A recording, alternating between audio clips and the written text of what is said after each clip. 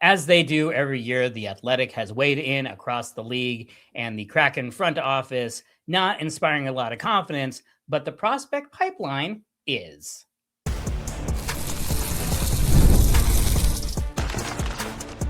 You are Locked On Kraken, your daily podcast on the Seattle Kraken, part of the Locked On Podcast Network, your team every day.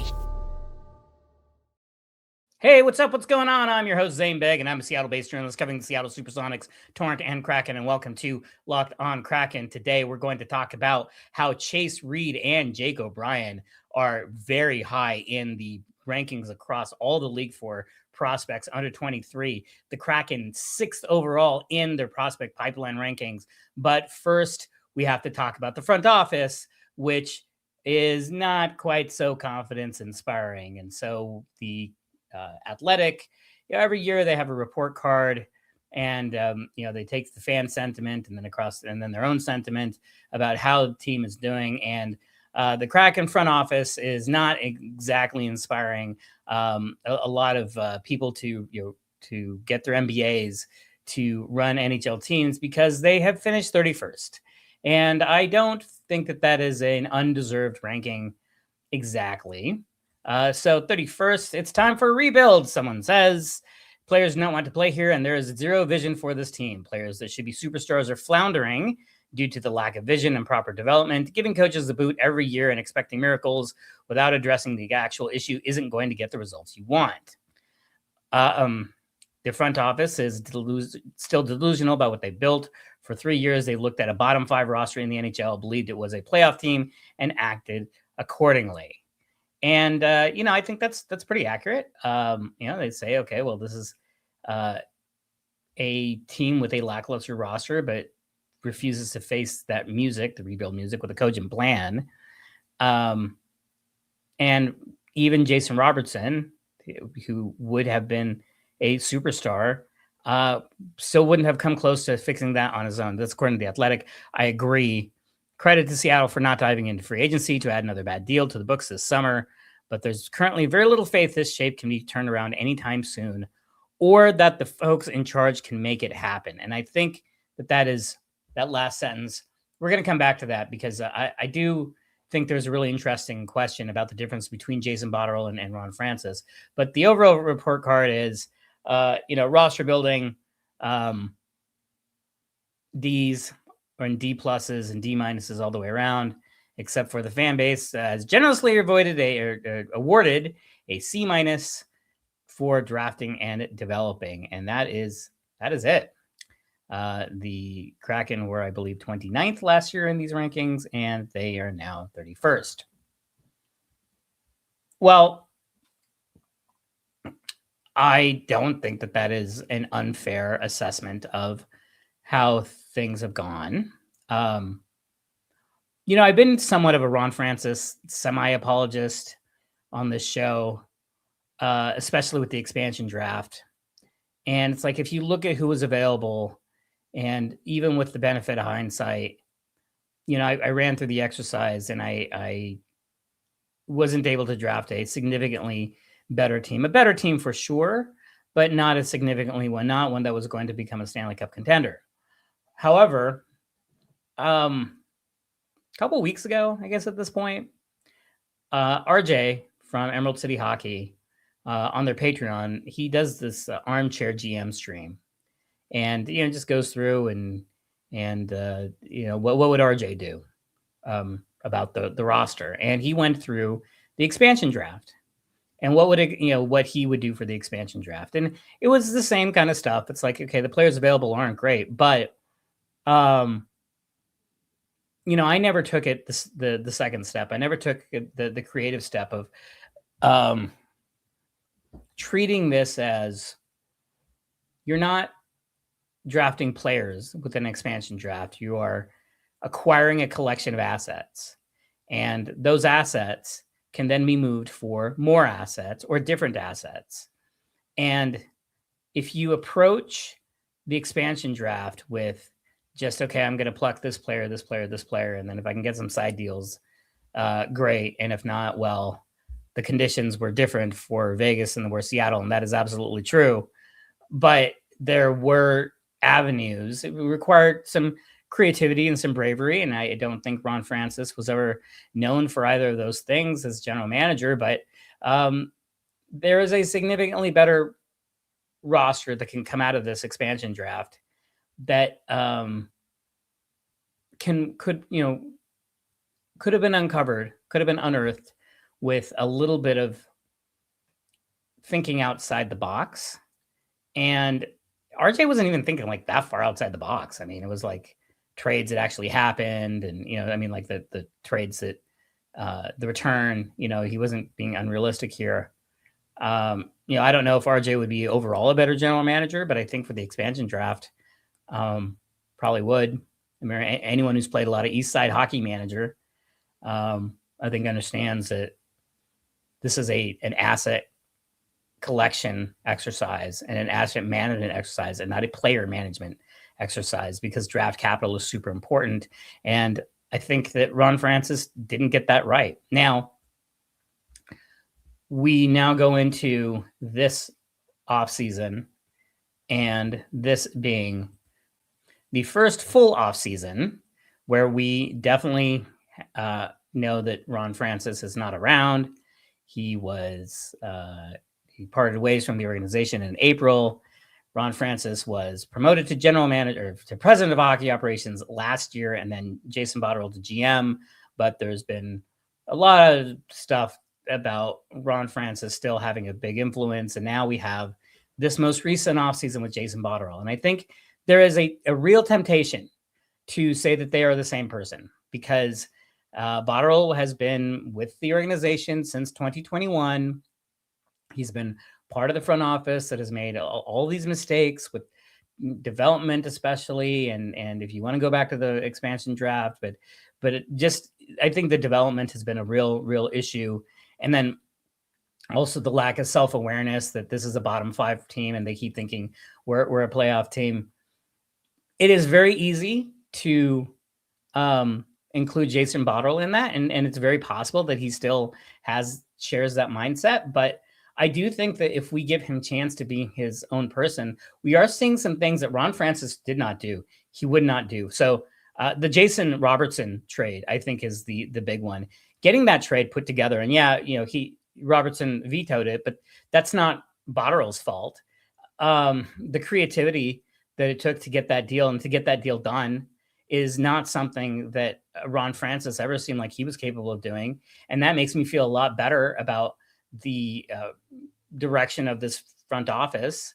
It makes me feel good that they didn't make any desperation moves, even though they said, we're going to have a prolific offseason. And I'm glad that they didn't have a prolific offseason, because the moves weren't there. The move was the Jason Robertson deal, and that didn't happen, and that's okay. A desperate move is worse than no move. Again, a desperate move is worse than no move. And I know it's super frustrating, because we're going to go into the season and it's going to be largely the same team. We're going to have largely the same result, but that doesn't mean that things aren't percolating underneath. We have a really good prospect system to examine and evaluate under the Kraken, and it is a strong one. We'll be talking about that in the next couple of segments, in fact. But would I have preferred them to just completely reset and bring in a new regime and bring in a new GM and bring in a new approach? Yes, I would. But I do think that Jason Botterill has shown enough signs that he is not Ron Francis, that he has not handed out a bad free agency deal the way that Ron Francis did with Philip Grubauer and Under Burakovsky and Chandler Stevenson. I think the Bobby McMahon extension was very reasonable. I think the contracts that he assigned players to is very reasonable. And the moves that he didn't make, are reasonable. Maybe he wanted to do a sign and trade for Alex Tuch, and that would have been a disaster, but not going to penalize him for moves that didn't happen. And we also don't know if that was actually true. So I'm cautiously optimistic, is maybe the wrong word. I'm like one shade below optimistic. I'm cautiously not pessimistic, let's say. And the reason why I'm not more optimistic is not so much something to do with Jason Botterill, but that I don't know if Kraken ownership has really internalized how long it takes to rebuild a hockey roster. And I think that they may not appreciate that this is not something you can rush, because if you rush a rebuild, you just set yourself back, and a desperate move is worse than no move. And when it's like years 2 or year 3, year 4, like, okay, what are we doing?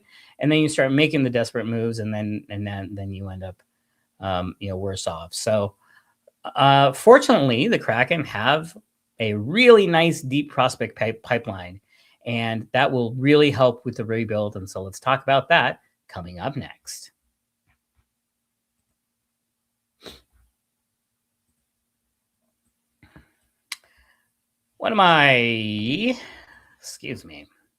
Baseball fans, if you think you know who's hitting a homer today, FanDuel is giving a free chance to call your shot with daily dingers. It's easy to play. Just make your free pick for who you think will hit a home run in their game. If you're right, you'll receive a profit boost to use on your next bet for a chance at extra winnings. Best of all, you can make a free pick every day throughout the MLB season. Daily Dingers is another fun way to stay engaged with every day's games, whether you're following your favorite team or keeping an eye on matchups across the league. Every game has someone capable of going deep. Now you get the chance to make your prediction before first pitch. The other day I was watching the Mariners, and they in that game there were 22 runs scored. 22. You're bringing maybe it was like a 10 to 12 kind of game, or maybe like a 15-7, blowout, something like that. But oh man, I'm sure Mariners, man, you select them for your daily dingers, and now you got profit boosts going all over the place. So that's what happened. 22 runs in a single game's probably pretty exciting for Mariners fans who watched the game at home, watched all those dingers hitting daily. It's a good time in Mariners land. Do you know there's still 33% to make the playoffs? So the sweet release of death has not been granted yet. Like, you still have to kind of care, and even though you don't want to, but you gotta. It's just the place we are right now. And now you can make it more fun with Daily Dingers. That's right. One of my favorite parts of baseball is that every day brings fresh matchups and new storylines. Daily Dingers gives you another reason to pay attention before that first pitch. So, are you ready to get hurt? Are you ready to be wounded? Are you ready to have your heart ripped out by the Mariners today? You can join the action at FanDuel.com. That's FanDuel.com to play Daily Dingers, to make your free pick on who's hitting a homer, play ball, and swing for the fences on FanDuel, an official partner of the MLB.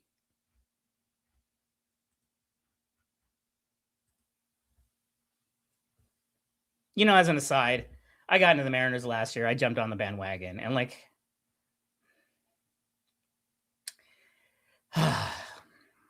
so the Kraken. Good news is that across the prospect rankings, and this is consistent, other publications and other people who follow these things have the Kraken in the same rankings, but the Kraken are 6th. They are 6th in the prospect pipeline rankings. This is the criteria is under 23. We'll just do the top 10 for these for ease. So the Sharks, Ducks, Canadians, Blackhawks, and Mammoth are the 5 teams, followed by the Seattle Kraken, and then Blues, Flames, Islanders, and Predators. And this is really the key here, because if you have a creative GM and you have all these assets, and you have all these players who you've drafted well, and the Kraken amateur scouting has been excellent, has been throughout its entire history. It's 5-year history. This gives you ammunition to get out of the kind of purgatory that the Kraken are in. Part of it is that you have good players coming up, like Chase Reed and Jake O'Brien. Part of it is that you have players who, there may not be room on the roster for them, but you can trade them and you can get value that way and get assets and upgrade your roster and use this as an asset management exercise. And I did find it interesting who, and this is according to Corey Pronman, who I think he's gotten a lot of heat for his takes, especially this week, for being like a hot take artist or like a clickbait artist. And I don't think that's true at all. He certainly has some really outside the consensus takes, but I don't think this is like a Stephen A. Smith or Skip Bayless thing where he's like, I'm just going to say whatever outrageous thing, or Kenneth Perkins. I'm going to say whatever, whatever the last thing that popped into my head, and I'm just going to react, and I'm going to live in the moment. And, I don't think about what I said a week ago, and I don't believe in the things that I say. And I don't think Corey Pronman is that at all. He seems very intellectually honest. His takes are consistent. He's on a podcast with The Athletic where he explains his thinking. And he clearly does not seem like someone who is just trying to get clicks. And so while I don't think that, I certainly don't agree with him on everything, I think it is very easy to dismiss somebody for going off consensus and being like, well, this person's an idiot, because sometimes they're not an idiot. And this is something that I played poker professionally for 15 years. And we saw this a lot where somebody would come in and they would say, hey, the consensus says to do this, but I think you should be three betting more with ace queen in position. And like, oh, that's stupid. You never bet with ace queen. That's a parking lot hand. And it turns out that is just now overwhelmingly accurate.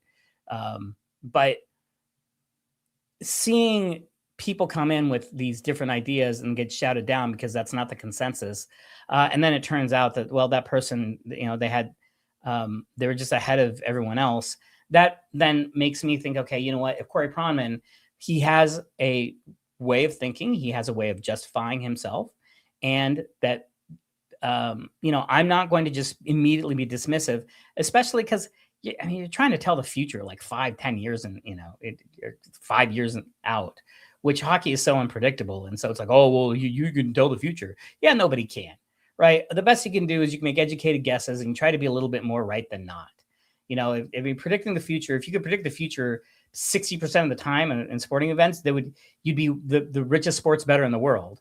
If you are 55%, 45% of the time you're wrong, 55% right, you're one of the best sports bettors in the world. So all that is to say that, let's not get too pile on Corey Pronman for being, oh, this guy's stupid because, he had some real interesting takes. And so let's go through those real quick. We're not going to go through all of his prospects, but first he has Chase Reed, where he says he is, he projects as a major minutes defenseman who can run a first power play unit, talented defenseman, a lot of offensive tools, speed, hands, vision, shot to generate chances and be a leading scorer. He is above average or at least average in every category right now. And he is the crown jewel in the Kraken prospect system. Jake O'Brien is the second player, and he projects him to be a top 6 forward, likely on the wing, but being a center is not out of the question. Top 6 forward, well, that might not sound all that exciting. You need players. You need players in your top lines. You need to be able to draft them and develop them and have them cheaply. Now, this is where I think it gets interesting because Julius Mietinen was listed 3rd.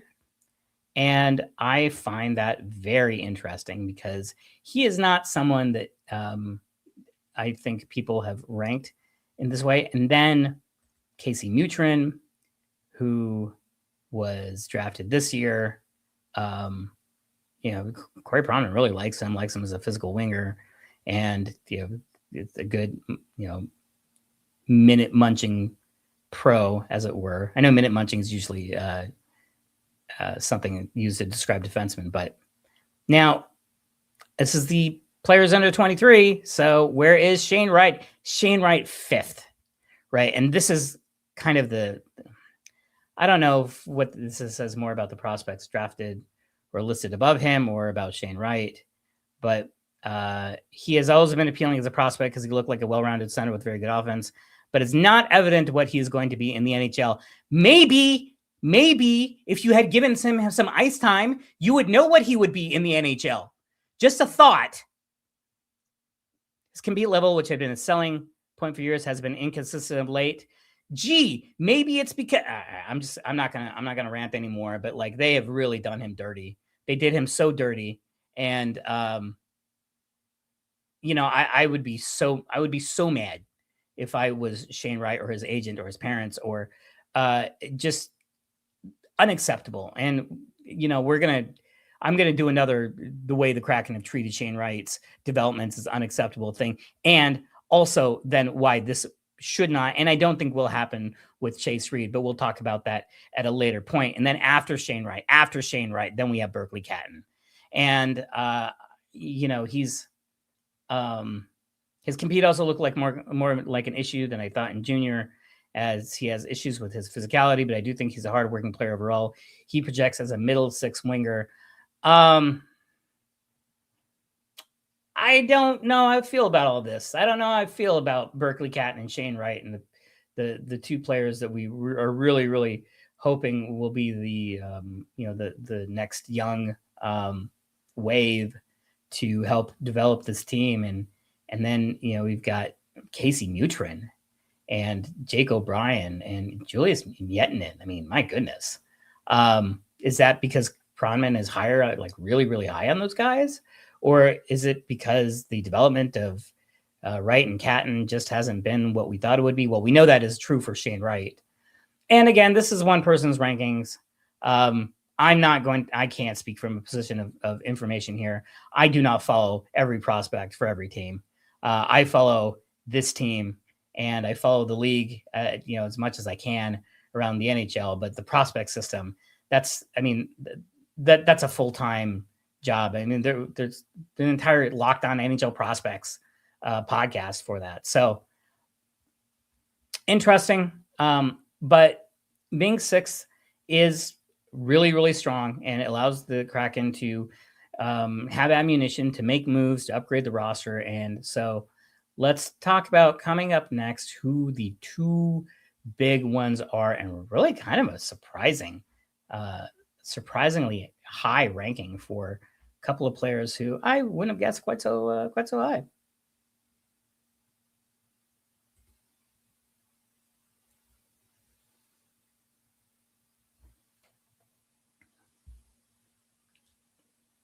Thank you for making Locked On Kraken part of your daily listening routine. It really does mean a lot to me. So the Athletic, again, this is all Corey Pronman, and he has the top 23 players under 23. And there has been a lot of debate about this and a lot of discussion. And again, I don't think this is clickbaity. I think he has been pretty consistent with the way he has talked about players, and I think this is what he truly believes. But 15th, so I mean, number one is Macklin Celebrini, and then Connor Bedard and Matthew Schaefer. Juraj Slafkovsky is fourth, which I find interesting. But in their top 15, above every player drafted in the 2026 draft, is Chase Reed.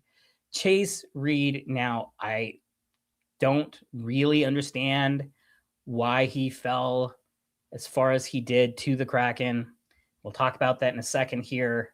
And then 22nd, above Caleb Malhotra, who was drafted third in this year's draft, is Jake O'Brien. And this is really exciting. The Chase Reed draft pick, I've had a lot of time to think about it. I've talked to a lot of people about it, talked to a lot of smart people about it, not just randoms. And the best that I can tell is that Chase Reed was, he went seventh. This is someone who was potentially marked at first overall, and he was the overwhelmingly consensus number one defenseman. Does everything right. I mean, he has all the skills. When he was at I was rookie camp, I think it was, they dinner interview, and he didn't come off as like overly brash. I was not able to get a chance to see him skate in person, but he is everything you could want in a defensive prospect. And I thought, I mean, most of draft season, it was Gavin McKenna 1, Chase Reed 2 to San Jose. And then San Jose, I mean, they made some trades and then things happened. And then, but I think that the teams they just outthought themselves. And this is the consensus I've talked to. Everybody else is like, okay, well, one team, they wanted a left-handed defenseman and not a right-handed defenseman. And then, when it was like, well, we already have our guy, and like the defensive prospects are closer, and they did something usually doesn't happen, which is they didn't go best player available. Well, if you assume that Chase Reed is the first or second best player in this draft, then now you are getting a massive steal at 7, because the drop off between 2 and 3 is so huge, and the difference between 4 and 5 is massive. And so if you can get a virtual top 1 or 2 pick in the draft, which almost never happens, now you've really got something going on here. Now, Jake O'Brien, clearly, I mean, he's super skilled, and I do think that he should get some time at center. I think that's, where I would like to see him start. Means you got to buy out a certain center that you have under contract for 5 more years after the season, and only 4 after that. So there's that. But you got to create room on the roster. You got to create room to bring up the young kids so that they get a chance to develop, because it's nice to be 6th in rankings, but even the Sportsology review, the audit, the Kraken brought an outside company in to review the thing, said, hey, your development is not is lacking. Is your development is not where it needs to be. And I think they have just absolutely botched Shane Wright's development in inexplicable ways. The lack of ice time makes no sense. No sense at all.